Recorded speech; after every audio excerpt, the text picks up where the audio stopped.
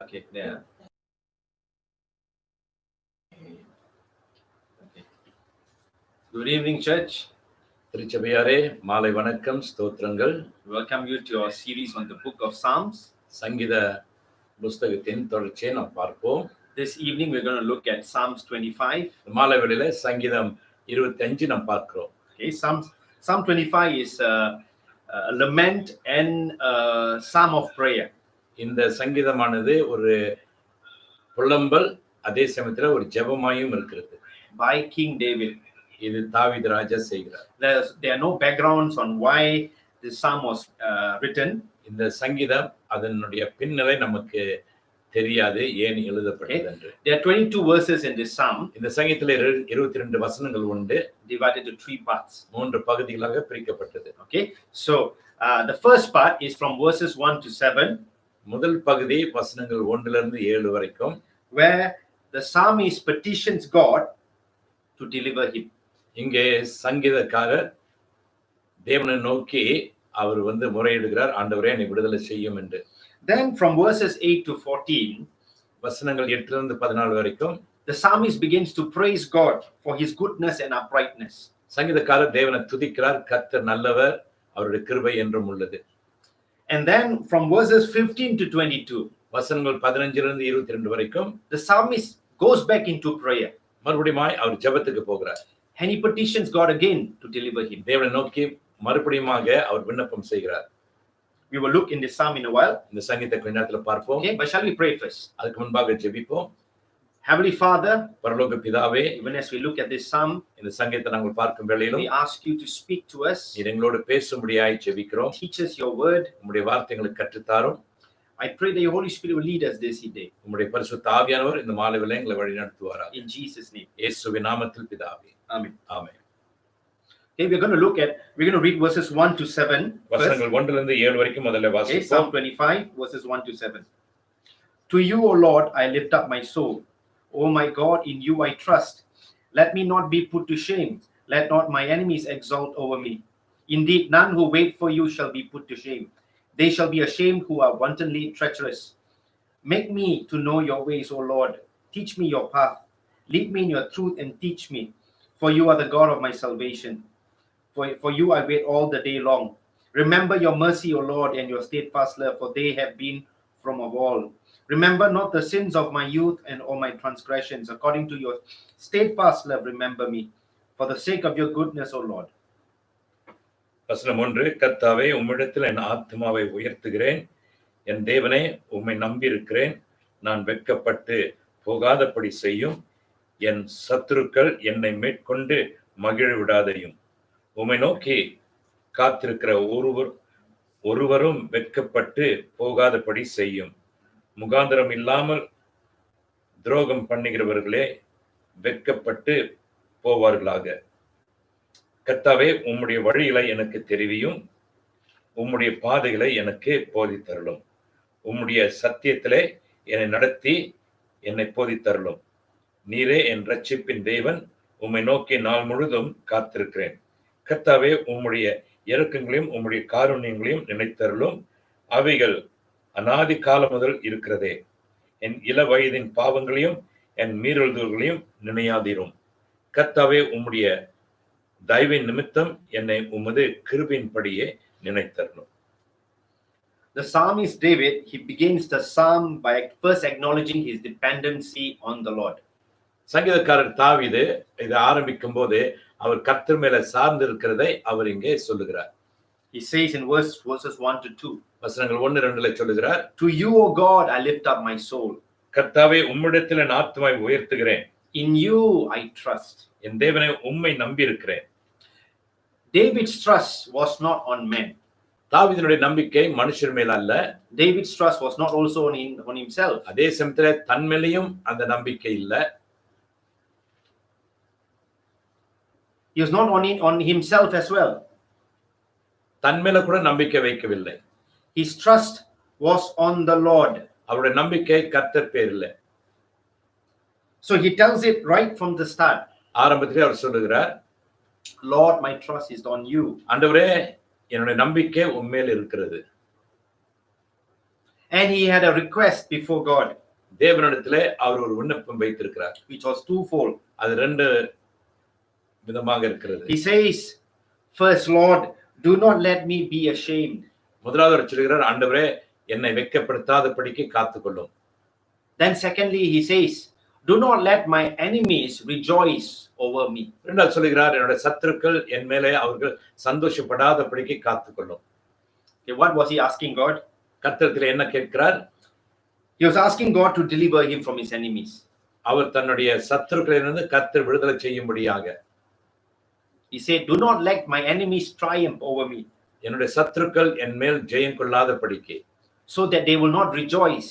ஆகினாலே அவர்கள் சந்தோஷப்படாதபடிக்கு. And so that I will not be ashamed. நான் அதனால வெட்கப்பட்டு போகாதபடிக்கு.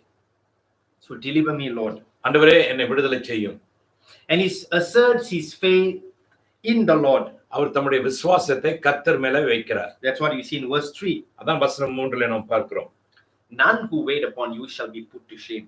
உம்மை நோக்கி காத்திருக்கிறவர் ஒருவரும் வெட்கப்பட்டு போகாதபடி செய்யும். He was so confident that those who hope on the Lord will not be put to shame. அவருடைய நம்பிக்கை கர்த்தர் மேல, அவரை நோக்கி இருக்கிறவங்க நம்பி இருக்கிறவங்க வெட்கப்பட்டு போக மாட்டாங்க. Those who hope on the Lord. யாரெல்லாம் கர்த்தரை நம்பி இருக்கிறாங்களோ, it means they are the ones who wait upon the Lord. அப்படி என்றால் அவர்கள் கர்த்தருக்கு காத்திருக்கிறவர்கள். They wait for an answer for God. கர்த்தருக்கு ஒரு பதிலை எதிர்பார்க்கிறார். They wait for God to reveal his acts. தேவன் தம்முடைய செயல்களை வெளிப்படுத்தும்படியாக. That is what it means to be hope, be of hope on the Lord. இதுதான் கர்த்தர் பேர்ல நம்பிக்கை வைத்திருப்பது.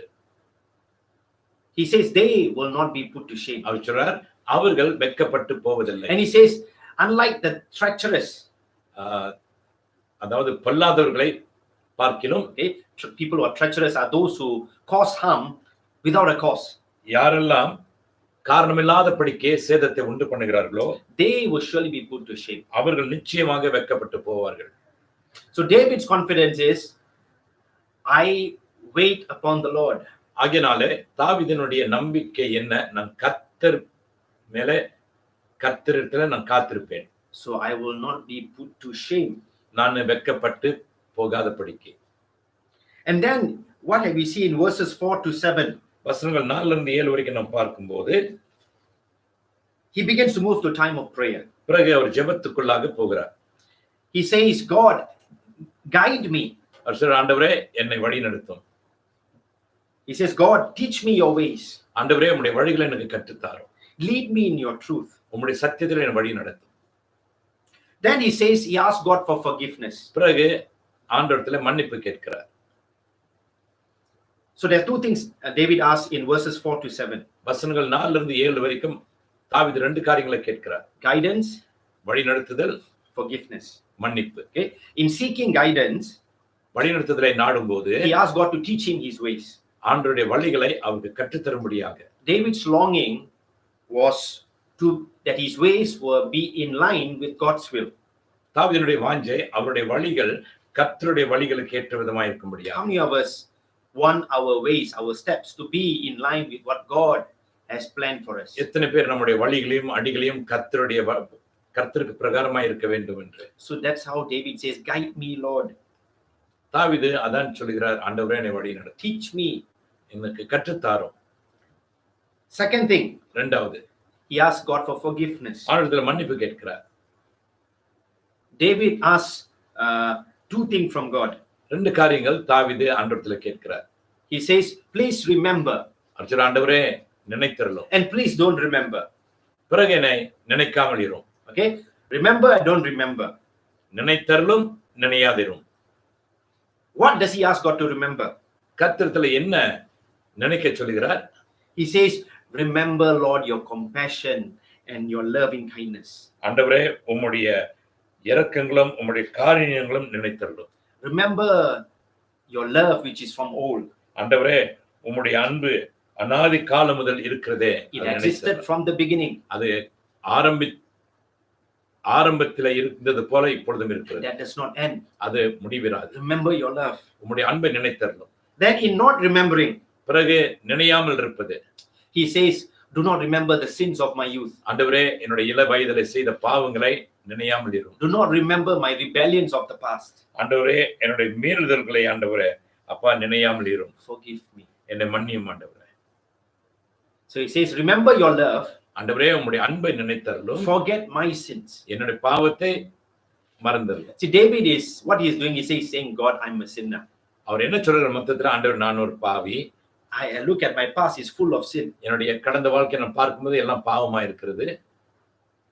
Do not act on me based on my past record. ஆண்டவரே என்னுடைய கடந்த வாழ்க்கையின் பாவத்தை நினைத்து என்னை தண்டியாமல் இரும். Act on me based on your loving kindness. ஆண்டவரே உம்முடைய தேவிய அன்பினாலே என்னை நடத்தும். Remember your loving kindness. Don't remember my past. ஆண்டவரே என்னுடைய கடந்த வாழ்க்கையை நினைக்காதீரும். ஆண்டவரே உம்முடைய அநாதி அன்பை நினைத்தருளும். Now let's move to the second part. இரண்டாவது பகுதிக்கு நாம் கடந்து செல்வோம். Which is from verses 8 to 14. வசனங்கள் 8 லிருந்து 14 வரை. I'll read it to you. வாசிக்கிறார். Good and upright is the Lord. Therefore he instructs sinners in the way. He leads the humble in what is right and teaches the humble his way. All the paths of the Lord are steadfast love and faithfulness for those who keep his covenant and his testimonies. For your name's sake, O Lord, pardon my guilt, for it is great.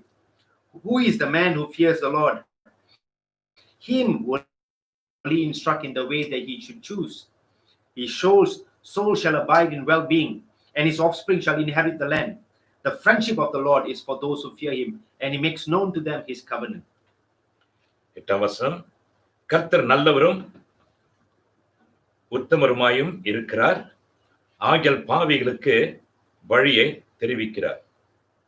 சாந்த குணம் உள்ளவர்களை நியாயத்திலே நடத்தி சாந்த குணம் உள்ளவர்களுக்கு தமது வழியை போதிக்கிறார்.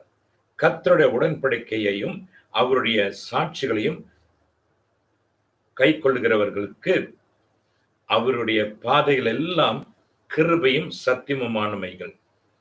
கர்த்தாவே என் அக்கிரமம் பெரிது, உம்முடைய நாமத்தின் நிமித்தம் அதை மன்னித்தருளும். கர்த்தருக்கு பயப்படுகிற மனுஷன் எவனோ அவனுக்கு தாம் தெரிந்து கொள்ளும் வழியை போதிப்பார். அவன் ஆத்துமா நன்மையை தங்கும், அவன் சந்ததி பூமியை சுதந்திரித்துக் கொள்ளும். வசனம் 14. கர்த்தருடைய ரகசியம் அவருக்கு பயந்தவர்களிடத்தில் இருக்கிறது, அவர்களுக்கு தம்முடைய உடன்படிக்கையை தெரியப்படுத்துவார். In the first part earlier, David was praying to the Lord. முதல் பகுதியில் நாம் பார்க்கிறோம், தாவீது தேவனை நோக்கி ஜெபிக்கிறார். God, deliver me. ஆண்டவரே என்னை விடுதலை செய்யும். Act on me based on your love. ஆண்டவரே உம்முடைய அன்பின் நிமித்தம் என்னை நடத்தும். In the second part, he suddenly moves to praise. இரண்டாவது பகுதி நாம் அங்கே பார்க்கிறோம், அவர் துதியோடு போகிறார். He starts declaring God's attributes, தேவனுடைய கிரியைகளை அங்கே அவர் சொல்லுகிறார். namely of God's goodness and God's uprightness. தேவனுடைய உண்மையும் அவருடைய நீதியும். And he said, God, because God is good and right. அவர் சொல்லுகிறார், கர்த்தர் நல்லவரும் உண்மையுமாய் இருப்பதனாலே. David says two things தாவீது சொல்லுகிறார், ரெண்டு காரியங்கள் that God will do. கர்த்தர் செய்வார். God, first thing, will show sinners the way by teaching them what is right. கர்த்தர் பாவிகளுக்கு தம்முடைய வழிகளை காண்பிப்பார். He will point them to the right direction. அவர்களுக்கு சரியான பாதையை காண்பிப்பார். Who does he show it to? Sinners. யாருக்கு காண்பிக்கிறார்? பாவிகளுக்கு. The second thing, இரண்டாவது, he will lead the humble அவர் தாழ்மை உள்ளவர்களை வழி நடத்துவார். in justice, நீதியிலே நடத்துவார். in right judgment. சரியான நியாய தீர்ப்பிலே. What do we learn from this? நாம் இதிலிருந்து என்ன கற்றுக்கொள்கிறோம்? God is upright. கர்த்தர் நேர்மை உள்ளவர். God is good.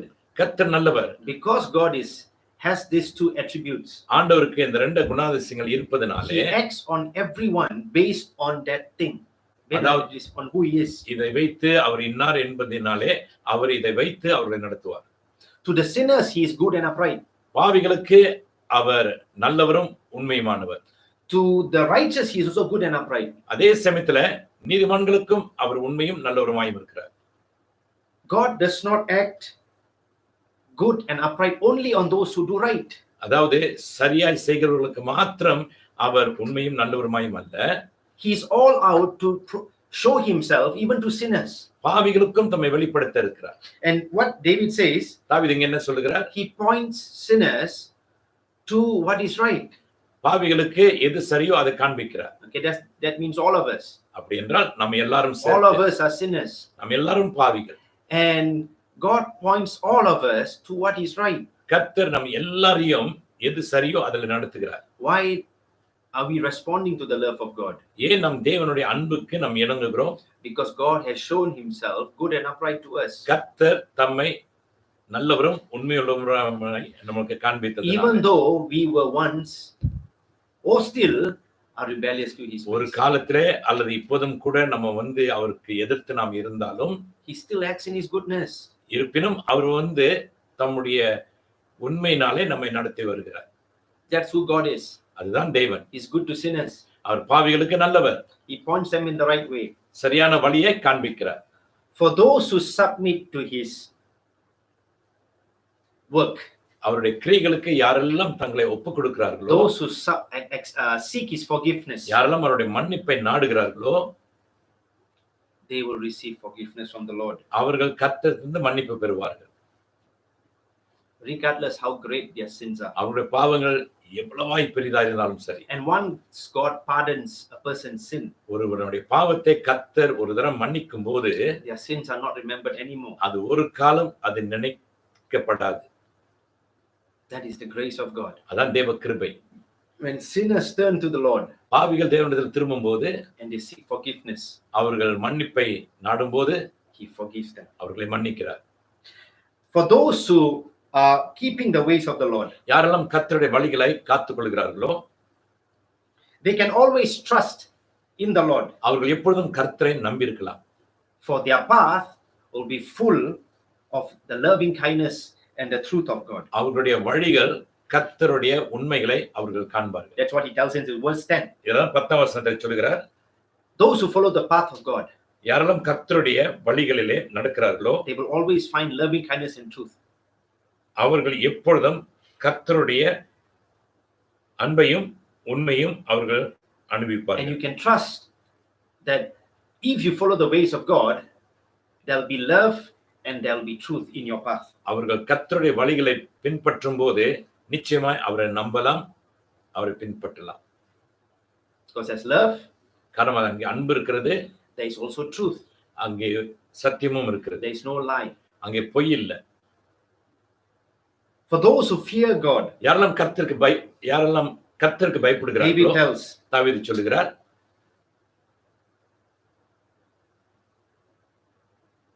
the Lord will act on you all. கர்த்தர் அவர்கள் எல்லாருக்கும் அவர் கிரியை செய்வார்.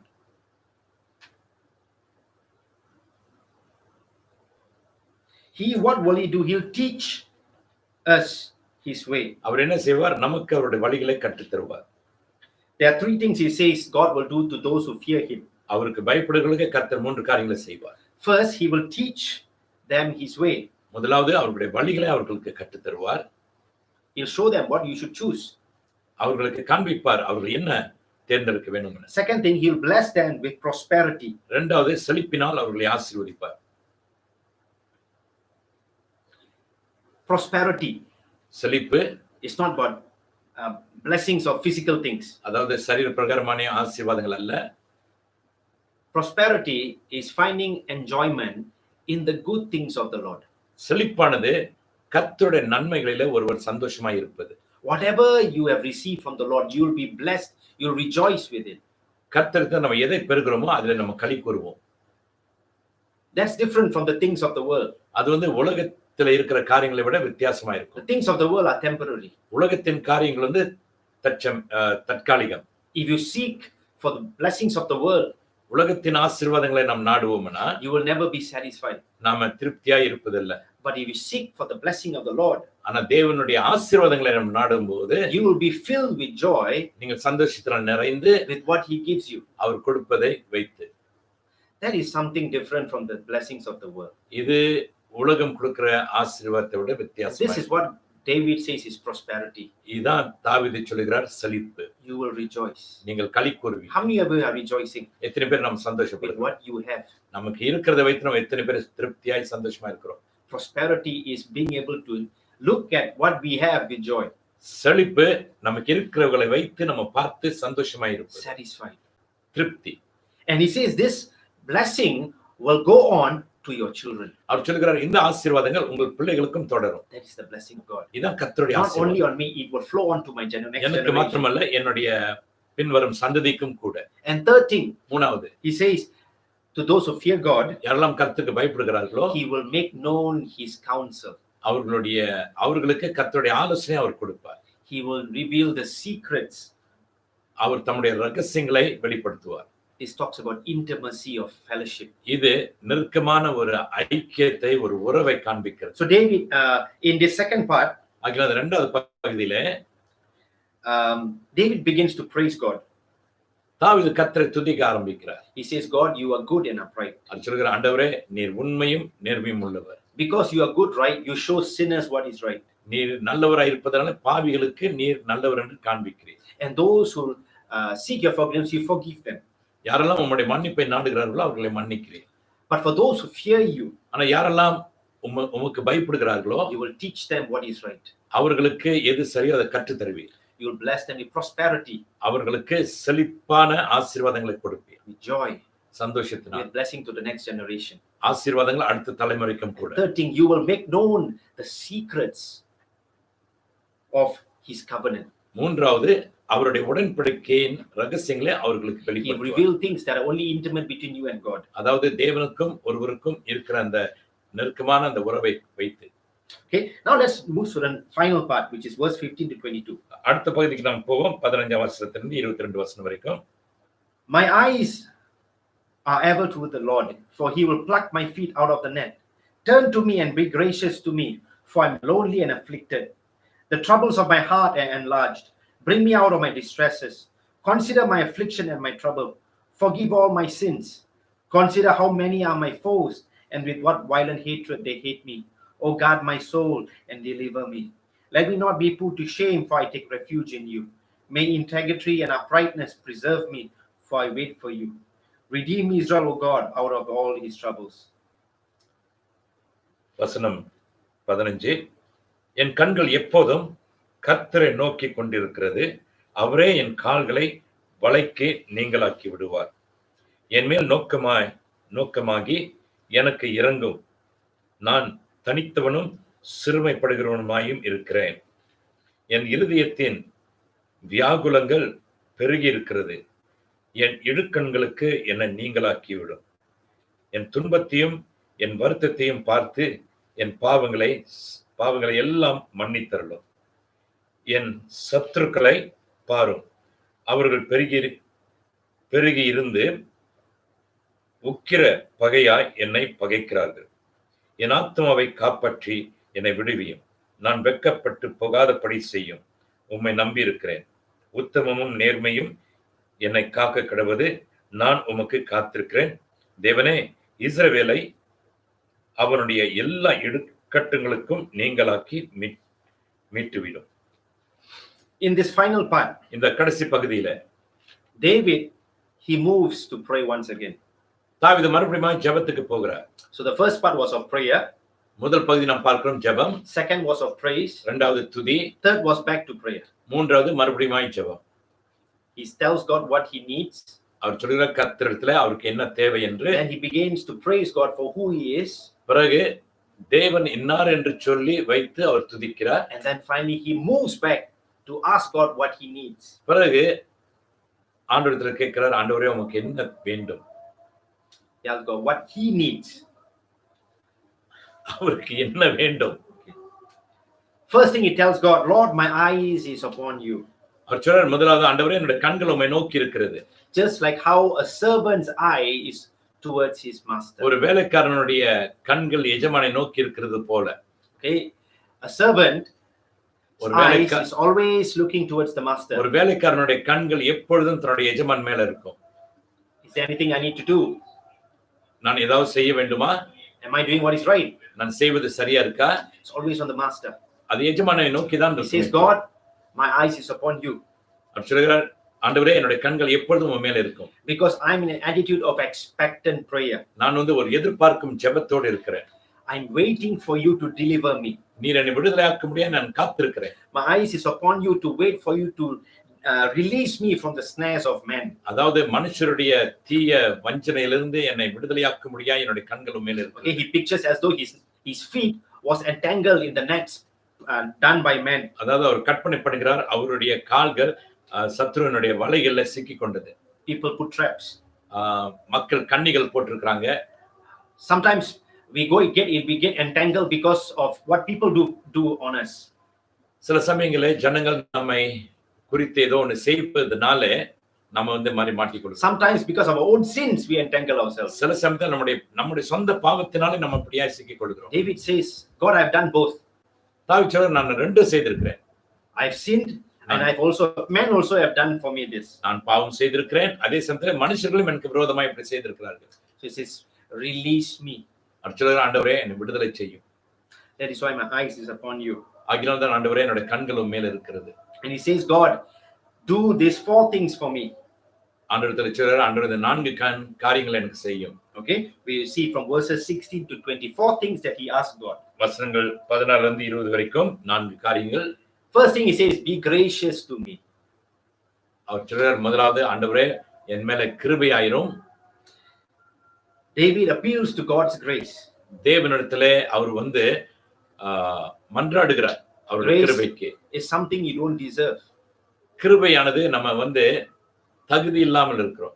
He says, I need your grace. ஆண்டவரே உம்முடைய கிருபை எனக்கு தேவை. I'm lonely and afflicted. நான் தனித்து நான் வந்து பாதிக்கப்பட்டிருக்கிறேன். Be gracious to me. ஆண்டவரே என் மேல் கிருபையாயிரும். I know I don't deserve to be helped, but help me. ஆண்டவரே எனக்கு தெரியும் ஆண்டவரே நான் உதவி பெறுவதற்கு நான் பாத்திரம் அல்ல ஆனா இருந்தாலும் எனக்கு உதவி செய்யும். The second thing he says, இரண்டாவது சொல்றார் verse 17. வசனம் 17 சொல்றார், bring me out.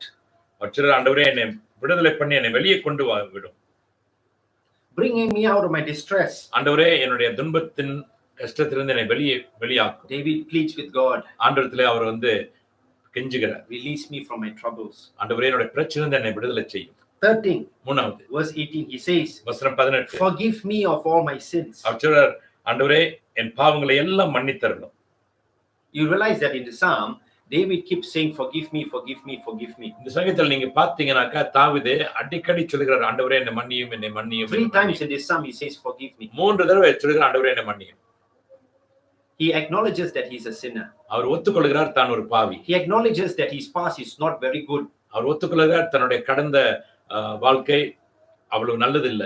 So he says forgive me. அதனால என்னை மன்னியும் ஆண்டவரே. Do not look at all the sin. ஆண்டவரே என்னுடைய பாவத்தை எல்லாம் பார்க்க வேண்டாம். But help me in my situation. ஆண்டவரே என்னுடைய சூழ்நிலை எனக்கு உதவி செய்யும். Intervene in my situation. ஆண்டவரே என்னுடைய சூழ்நிலையில ஆண்டவரே நீர் எப்படியாவது ஆண்டவரே குறுக்கிடும். The fourth thing in verse 20. நான்காவது வசனம் 20ல says deliver me. ஆண்டவரே என்னை காப்பாற்றும். He asked God, look at my enemies. அவர் சொல்கிறார் ஆண்டவரே என்னுடைய சத்துருக்களை பாரும். Count how many of them are there. எண்ணி பாரும் எத்தனை பேர் என்று. How many are my enemies? என்னுடைய சத்துருக்கள் எவ்வளவு பேர். And with what violent hatred they hate me. என்ன விதமான கோபத்தினால என்னை அழிக்க பார்க்கிறார்கள். You look at my enemies. ஆண்டவரே என் சத்துருக்களை பாரும். And then you deliver me from them. ஆண்டவரே அவர்களிடமிருந்து என்னை விடுதலையாக்கும். So he asked 4 different things from God from verses 16 to 20. வசனங்கள் 16 ல இருந்து 20 வரைக்கும் 4 காரியங்களை கேட்கிறார். Why does David appeal to God? ஏன் தாவீது கர்த்தரிடத்திலே அவர் வந்து இவ்விதமாய் கேட்கிறார். He says here in the last part of verse 20. 20ஆம் வசனத்தின் கடைசி பகுதி. He says, God, I've taken refuge in you. ஆண்டவரே உம்மிடத்தில் நான் அடைக்கலம் பெற்றிருக்கிறேன். Mean I have gone into hiding under you. ஆண்டவரே நான் உம்மிடத்திலே ஆண்டவரே நான் அடைக்கலம் பெற்றிருக்கிறேன்.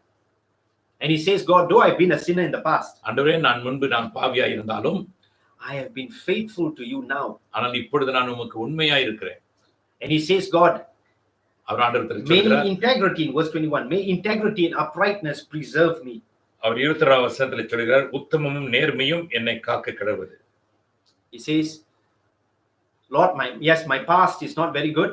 ஆண்டவரே ஆமா ஆண்டவரே என்னுடைய கடந்த வாழ்க்கை சரியாய் இருந்ததல்ல. My youth was full of rebellion. என்னுடைய வாலிப காலம் எல்லாம் ஆண்டவரே முரட்டாட்டம் இருந்தது. But now I'm faithful. இப்பொழுது நான் உண்மையா இருக்கிறேன். So because I'm faithful, preserve me. ஆண்டவரே நான் இப்பொழுது உண்மையா இருக்கிறதுனால என்னை பாதுகாத்துக் கொள்ளும். I pray that he says, I hope that my integrity and uprightness preserve me. அவர் ஜெபிக்கிறார் ஆண்டவரே என்னுடைய உத்தமம் நேர்மையும் ஆண்டவரே அது கவனித்தரணும். So he appeals to God. ஆகிய தேவனிடத்திலே அவர் வந்து வருந்தி கேட்கிறார். Do not let me be ashamed. நான் வெட்கப்பட்டு போகக்கூடாது. Remove the problem. ஆண்டவரே பிரச்சனையை எடுத்து போடும். The problem is his enemies. அந்த பிரச்சனை வந்து அவருடைய சத்துருக்கள். So God, please remove the enemies. அவர் சொல்கிறார், ஆண்டவரே அந்த சத்துருக்களை நீக்கி விடும். And do not let me be ashamed. நான் வெட்கப்பட்டு போகாதபடிக்கு காத்துக்கொள்ளும். Over and over in the psalm he says, do not let me be ashamed. மறுபடியும் சொல்கிறார், ஆண்டவரே நான் வெட்கப்பட்டு போகக்கூடாது. His trust is in the Lord. அவருடைய நம்பிக்கை கர்த்தர் பேரில் இருக்கிறது. Just before he ends the psalm, இந்த சங்கீதத்தை முடிக்கும் வேளையிலே David reminds God, தேவனிடத்தில் அவர் ஞாபகம் ஊட்டுகிறார், redeem Israel.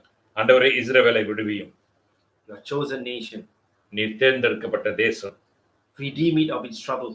ஆண்டவரே அவர்களுடைய இக்கட்டுகளிலிருந்து அவர்களை நீங்களாக்கி Set them free. அவர்களை விடுதலையாக்கி. He reminds God of his covenant with his own people. அதாவது தேவன் தம்முடைய ஜனங்களோடு வைத்திருக்கிற உடன்படிக்கையை ஞாபகப்படுத்துகிறார். So in this entire psalm, ஆகிய இந்த சங்கீதம் முழுவதிலும் David is appealing to God.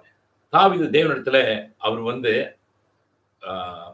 அபயமிடுகிறார். You will see that he talks about the enemies that are coming in his life. அவர் அங்க பேசுகிற பாருங்க, அவரை சுற்றில வருகிற சத்துருக்கள்.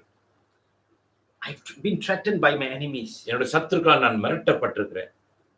So God, do not let me be ashamed. ஆண்டவரே நான் வெட்கப்பட்டு போகாதபடிக்கு காத்துக்கொள்ளும். Over and over he says, மறுபடியும் சொல்கிறார், do not let me be put to shame. நான் வெட்கப்பட்டு போகக்கூடாது. Those who wait upon the Lord shall not be put to shame. கர்த்தருக்கு காத்திருக்கிறவங்க வெட்கப்பட்டு போவதில்லை. The second thing he says, repeated all the time, மறுபடியும் சொல்கிறார், forgive the sins of my past. ஆண்டவரே என்னுடைய கடந்த வாழ்க்கையின் பாவத்தை மன்னித்தருளும். See, David never said he was righteous. தாவீது எந்த இடத்திலும் எவ்விதத்திலும் அவர் சொல்ல, நான் ஒரு நீதிமான். I never done anything wrong. நான் ஒண்ணுமே தப்பு செய்யலன்னு சொல்லல. He kept saying, God, do not remember my past. அவர் என்ன சொல்கிறார், ஆண்டவரே என்னுடைய கடந்த வாழ்க்கையை நினைக்காதே. Remember your love, but do not remember my past. உம்முடைய அன்பை நினைத்துள்ளோம், ஆனால் என்னுடைய கடந்த வாழ்க்கையை நினைக்காமல் இரு. See, David is a person who is very open with God. நாம் இங்கே பார்க்கிறோம், தேவனிடத்தில் அவன் வந்து திறந்த புத்தகமாய் இருக்கிறார். When he goes before God, தேவனுக்கு முன்பாக போகும்போது he goes as an open book. அவர் வந்து ஒரு திறந்த புத்தகமாய் போகிறார். He says, that's my past. அது என்னுடைய கடந்த வாழ்க்கை. Please forgive my past. என்னுடைய கடந்த வாழ்க்கையை மன்னியும். Remember me in your love. உம்முடைய அன்பினாலே என்னை நினைத்தருளும். Third thing he say, we will see that what he talks about is, God, teach me your ways. மூணாவது சொல்கிறார், ஆண்டவரே உம்முடைய வழிகள் எனக்கு கற்றுத்தார். Teach me so that I can live according to your ways. ஆண்டவரே உம்முடைய வழிகள் எனக்கு கற்றுத்தாரும், அப்பொழுது உம்முடைய வழிகளில் நான் வாழ்வேன். I want my life to be on par with the ways that you have planned for me. ஆண்டவரே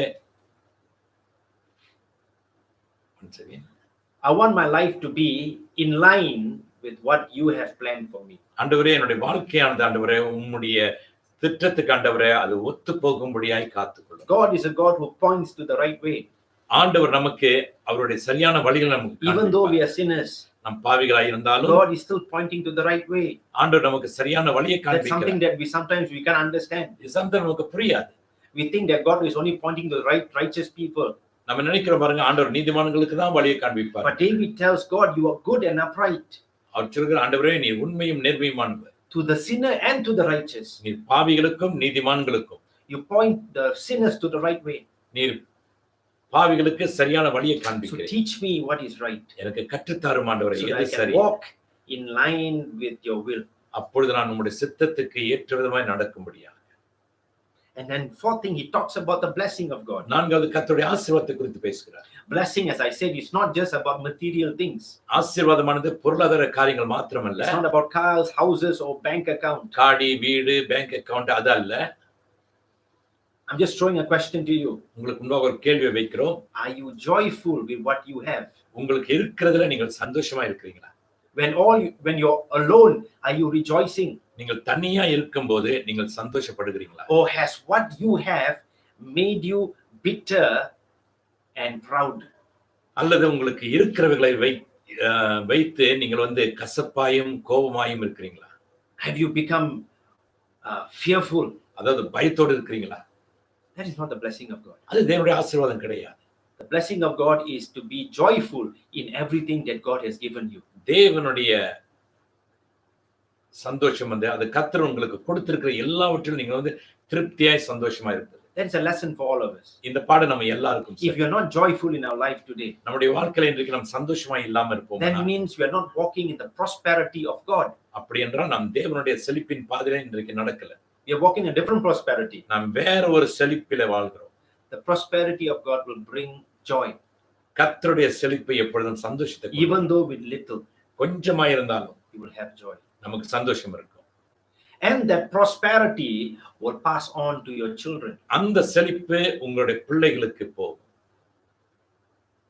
It doesn't stop with this. அது நம்மோடு நிறுத்தி விடாது. It goes on and அது on. தொடர்ந்து and on தொடர்ந்து and தொடர்ந்து on. தொடர்ந்து போகும். In this, as we have disclosed this psalm, இந்த சங்கீதத்தை முடிக்கும் போது we see who God is. கர்த்தர் யார் என்று நாம் பார்க்கிறோம். God is righteous and good to everyone. கர்த்தர் உண்மையும் நீதியும் உள்ளவராய் இருக்கிறார். யாருக்கு? எல்லோருக்கும். He's fair.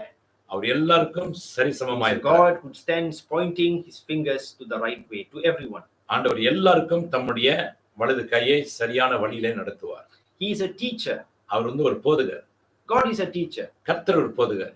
God's purpose is to teach us what is right. கர்த்தருடைய நோக்கம் நமக்கு கற்றுத் தருவது, Not to just to bless, ஆசீர்வதிப்பது but மாத்திரமல்ல, to teach us what is right. நமக்கு எது சரி என்று சொல்லி கற்றுத் தருவதற்கு. We need to look God as our teacher. நம் கர்த்தரை வந்து ஒரு போதகராய் பார்க்க வேண்டும். Show me your ways. ஆண்டவரே உம்முடைய வழிகளை எனக்கு Teach காண்பியும். me your ways. உம்முடைய வழிகளை எனக்கு கற்றுத்தாரும். The third thing we see about God, நாம் மூன்றாவது தேவனை குறித்து பார்க்கிறோம். he is a redeemer of all those who do wrong. தப்பு செய்கிறவர்கள் எல்லாரையும் அவர் மீட்கிற தேவனாய் இருக்கிறார். He redeems us. அவர் நம்மை மீட்கிறார். If we come to him in forgiveness, repentance, நாம் மனம் திரும்புதலோடு கர்த்தரிடத்துல போகும்போது he's ever willing to forgive us. அவர் நம்மளை மன்னிக்க ஆயத்தமாய் And that is the trust of David. இதுதான் தாவீதினுடைய நம்பிக்கை. Even though I've done a lot of things in the past, நான் கடந்த வாழ்க்கையில எவ்வளவு நான் தப்பிதம் செய்திருந்தாலும், please God, I know your loving kindness is more than that. ஆண்டவரே எனக்கு தெரியும் ஆண்டவரே உம்முடைய திவ்ய அன்பு மேலானது. Act on me on your love. ஆண்டவரே உம்முடைய அன்பின் நிமித்தமாய் என்னை வழிநடத்தும். The Lord will never allow those who put their trust in him to be ashamed. கர்த்தர் பேர்ல யாரெல்லாம் நம்பிக்கை வைக்கிறாங்களோ அவர்கள் வெட்கப்பட்டு போக அவர் இடம் கொடுக்க மாட்டார். That is what David is saying through this psalm. இதான் தாவீது அந்த சங்கீதத்தின் மூலமாய் சொல்லுகிறார். Trust the Lord. நான் கர்த்தரை நம்பி இருக்கிறேன். And waiting on the Lord. நான் கர்த்தரிடத்துல காத்திருக்கிறேன். And I know I will not be put to shame. எனக்கு தெரியும் நான் வெட்கப்பட்டு போக மாட்டேன். Shall we pray? ஜெபிப்போம். Father God, we thank you for this psalm. ஆண்டவரே இந்த சங்கீதத்துக்காய் நன்றி கூறுகிறோம். Lord, we pray you teach us about you. ஆண்டவரே உம்மை குறித்து எங்களுக்கு கற்றுத்தார். About your goodness. உம்முடைய நன்மைகள். About your uprightness. உம்முடைய நேர்மையானவைகள். Lord, be our teacher. ஆண்டவரே எங்களுடைய போதகராய் இரும். Teach us your ways. உம்முடைய வழிகளை எங்களுக்கு So கற்றுத்தார். that we can walk in line with your will. அப்பொழுது உம்முடைய சித்தத்துக்கு ஏற்ற